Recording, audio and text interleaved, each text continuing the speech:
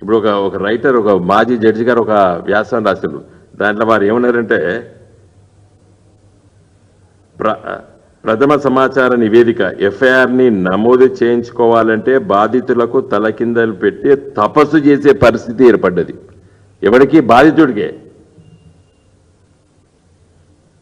ఒక స్త్రీ ఉందనుకోండి, ఏదైనా అఘాయిత్యం జరిగితే అమ్మాయి పోయి చెప్పుకోవాలంటే వాడి మీద కేసు బుక్ చేయాలని చెప్పి వీనికి కాళ్ళు చేతులు పట్టుకోవాలి. ఇప్పుడు పో, నేను మెల్లగా చూస్తపో అనే అధికారం పోలీసులకు అప్పగిస్తుంది ఈ చట్టం.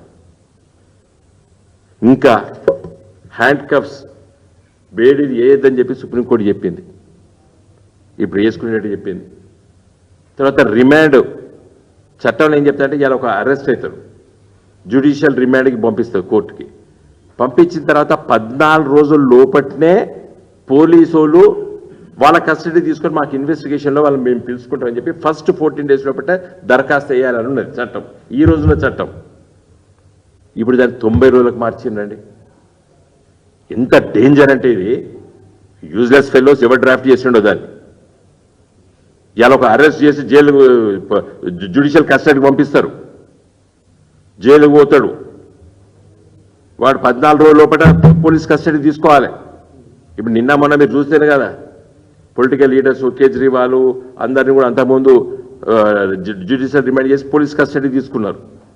ఇప్పుడు 90 రోజులు, 60 రోజులు, 90 రోజుల వరకు కూడా చేసుకోవచ్చు. అది అంటే వాడు ఏం చేస్తాడు, ఒకసారి జ్యుడిషియల్ కస్టడీకి వచ్చి వస్తే మేము బెయిల్ పిటిషన్ వేసి 15వ రోజో, 16వ రోజో, 17వ రోజో, 20వ రోజో బెయిల్ ఇప్పిద్దాం మేము.